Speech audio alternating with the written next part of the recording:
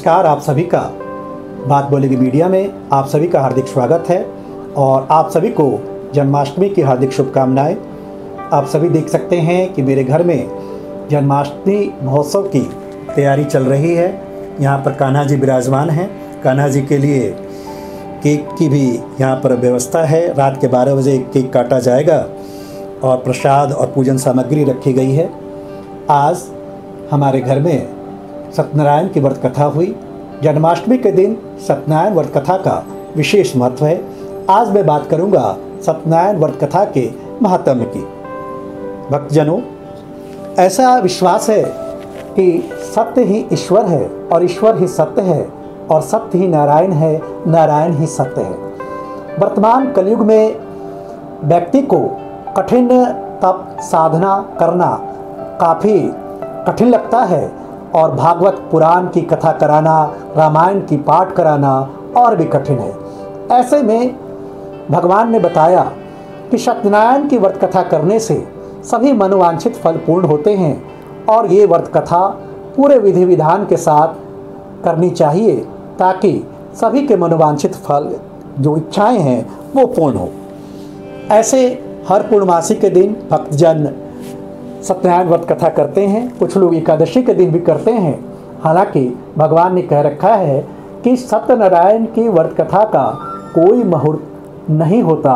जिस दिन भगवान का नाम ले लिया जाए वही शुभ मुहूर्त बन जाता है और इस व्रत को करने से व्रती के जीवन से सुख दुख का शोक का नाश होता है, सुख समृद्धि की प्राप्ति होती है, पुत्र सुख मिलता है। और आप सभी को पता होगा कि स्कंद पुराण के रेवाखंड के 5 अध्यायों में इसका वर्णन है और जिसकी कथा आप लोगों को सुनाई जाती है। अगर ध्यान दें तो मूल कथा में 2 बात प्रमुख हैं। एक तो संकल्प और दूसरा प्रसाद ग्रहण न करना। आपने देखा होगा कि लीलावती कलावती के प्रसंग में कि उन्होंने जो संकल्प लिया उसका पालन न किया, इसलिए प्रभु नाराज हुए। इसलिए जीवन में हमेशा संकल्प सोच समझ कर लेना चाहिए और जो संकल्प लें उसका निर्वहन भी जरूर करना चाहिए। दूसरी बात है प्रसाद का ग्रहण। ऐसा कहा जाता है कि सत्यनारायण की पूजा हमेशा बंधु बांधवों के साथ और प्रसाद को बांट कर ही करना चाहिए। और यदि कहीं आप रास्ते में सत्यनारायण की व्रत कथा होते देख रहे हैं तो अवश्य रुककर प्रसाद ग्रहण कर लें। कोई भी भक्तजन इसके लिए मना नहीं करता और प्रसाद वितरण कर निश्चित रूप से और पुण्य की प्राप्ति करता है। तो कभी भी पूजन करके तुरंत न उठें, प्रसाद जरूर ग्रहण करें। और इसके अलावे मैं कुछ ऐसी बातें बताऊंगा जिसको सत्यनारायण के दिन पूजा के लिए जो नियम है और इसका पालन करना ज़्यादा ज़रूरी है। पहला नियम है कि ब्रह्मचर्य का पालन करें और दूसरा, इस दिन किसी भी तरह से पानी की बर्बादी न करें। तीसरा, स्त्रियों को इस दिन अपने बाल नहीं धोने चाहिए। पुरुषों को अपनी दाढ़ी मतलब शेव नहीं कराने चाहिए। इस दिन कपड़े नहीं धोने चाहिए और न ही कहीं और धुलने चाहिए। पूजा के पश्चात घर का धोना यानी पोछा नहीं लगाना चाहिए, नाखून नहीं काटने चाहिए। तो अगर इस विधि विधान का मन से पालन करें तो आपके सभी मनोकामनाएं पूर्ण होंगे। आगे आप देखेंगे मेरे घर हुए सत्यनारायण व्रत कथा के मुख्य अंश। भक्तजन अभी इजाजत दें और इसे ध्यान से देखें। श्रीमन् महागणाधिपतये नमः। ओम लक्ष्मी नारायणाभ्यां नमः। ओम उमा महेश्वराभ्यां नमः। ओम वाणी हिरण्यगर्भाभ्यां नमः। ओम सची पुरंदराभ्यां नमः। ओम मात पितृचरण कमलेभ्यो नमः। ओम इष्ट देवताभ्यो नमः। ओम कुल देवताभ्यो नमः। ओम ग्राम देवताभ्यो नमः। ओम वास्तु देवताभ्यो नमः। ओम क्षेत्रपाल देवताभ्यो नमः। एतत् कर्म प्रधान देवता भगवते सत्यनारायणाय नमः। सब छोड़ दीजिए और हाथ जोड़ लीजिए। सुमुखश्चैकदन्तश्च कपिलो गजकर्णका लंबोदरश्च विकटो विघ्ननाशो विनायका धूम्रकेतुर्गणाध्यक्षये नमः। से चावल फूल लेकर के भगवान भोलेनाथ का आह्वान करिए। ओम ध्याये नित्यं महेशं रजति गिरिधिवं चारुचन्द्रावतंसं रत्नाकल्पोज्ज्वलांगं परशुमृगवराभीतिहस्तं प्रसन्नं पद्मासीनं समन्तानाम संवत्सरे भाद्रपदमासे कृष्णपक्षे शुभे अष्टम्यायां तिथौ शुभवासरे चंद्रवासरे शुभ नक्षत्रे शुभ योगे शुभ कर्णे ममोपादुर्तक्षयार्थं श्री परमेश्वर प्रीत्यार्थं श्री गणेशंबिके पूजनम कलश देवता पूजनम नवग्रह षोडश मात्रिका सप्तघृत मात्रिका 64 योगिनी आवाहित भगवते राधा कृष्ण पूजनम यजमानस्य सकल मनोरथ सफलार्थे यथाशक्ति सत्यनारायण व्रत कथा श्रवणार्थे ब्राह्मण द्वारा यथाशक्ति हवनम यजमानस्य जन्म कुंडलीयां ग्रह गोचर अरिष्ट दोष शांत्यार्थे जन्म कुंडल्यायां षष्टम अष्टम द्वादश अरिष्ट ग्रह दोष शांत्यार्थे च ग्रह अरिष्ट दोष शांत्यार्थे च लक्ष्मी बुद्धि धन ऐश्वर्य सकल मनोरथ सफलार्थे कायिक वाचिक मानसिक सांसर्गिक चतुर्विध पीड़ा निवृत्त्यार्थे राजद्वारे गृह द्वारे यश प्राप्ति कामः सर्वत्र विजय लाभार्थे च यजमानश्च गोत्रोत्पन्नोऽहम् नामनोऽहं तत् आत्मजः भार्यानामनोऽहं सपुत्र पुत्री बांधव सहितं सत्यनारायण व्रत कथा श्रवणार्थे आचार्य अनुराग शरवण भारद्वाज गोत्रोत्पन्नः तद संकल्पम यजमान द्वारा संकल्पम कर्मम करिष्ये संकल्पम सिद्धिरस्तु शुभम स्वाहा सूर्यो ज्योतिर्ज्योति सूर्यः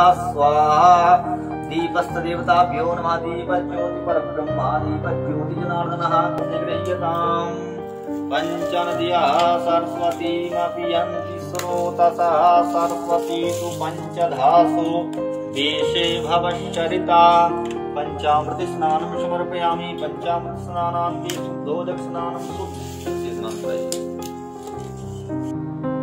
वहां पहुंचे वैकुंठ में भगवान नारायण को देखा कि शंख चक्र दिए हुए आराम से सो रहे उनको कोई शयन करने को टेंशन नहीं। और भगवान ने नारद जी को हड़बड़ाहट में आते हुए देखा।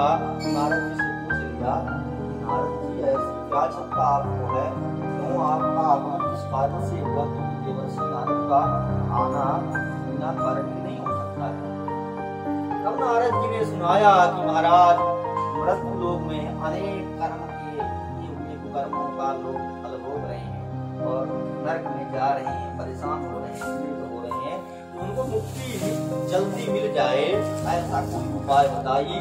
मनुष्य लोक में रहने के लिए उनको उनका मनोवांछित फल मिल जाए और मरने के बाद मोक्ष भी मिल जाए, ऐसा कोई उपाय बताइए।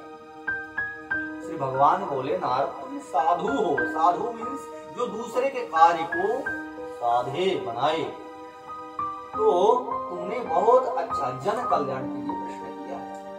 जिस व्रत को करने से व्यक्ति मोह से छूट जाता है, मोह मीन्स ये मेरा है तेरा है, ये भावना जिससे चली जाए उससे मोह, उसका मोह चला गया। यह व्रत स्वर्ग और मृत्यु लोक दोनों में दुर्लभ है। दुर्लभ जो बहुत मेहनत से पाया जाता है, सबको नहीं प्राप्त होता। तुम्हारे स्नेह बस मैं तुम्हें कहता हूँ, सत्यनारायण का विधि पूर्वक व्रत तत्काल सुख प्राप्त कराता है, तथा मोक्ष का अधिकार मिलता है। ये बात मैं नहीं, सूर्य जी नहीं, भगवान लक्ष्मी नारायण अपने मुंह से कह रहे हैं कि मेरा बताया हुआ उपाय है।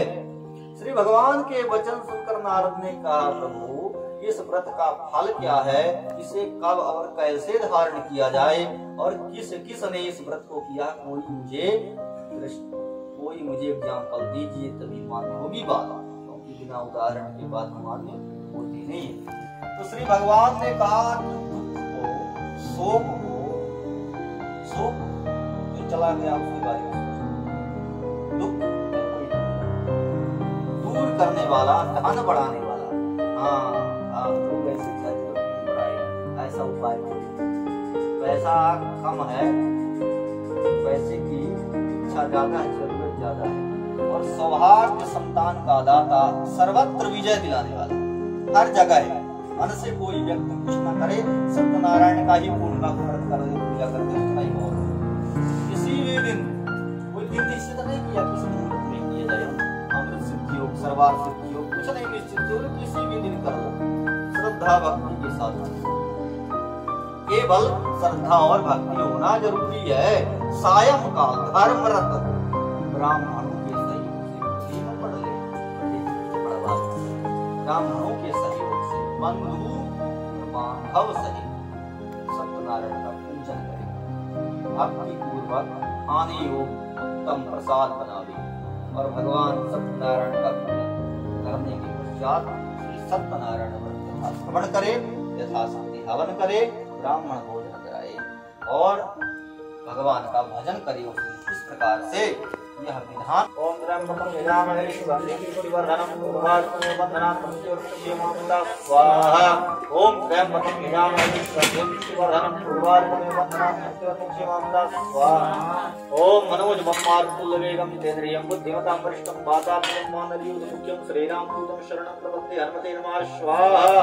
ओम मनोजवं के बिहारी तेरी आरती गाऊं, बाके बिहारी तेरी आरती गाऊं, आरती गाऊं प्यारे आपको मनाऊं, आरती गाऊं प्यारे आपको मनाऊं, हे राजा राम तेरी आरती गाऊं, रे बाके बिहारी तेरी आरती गाऊं।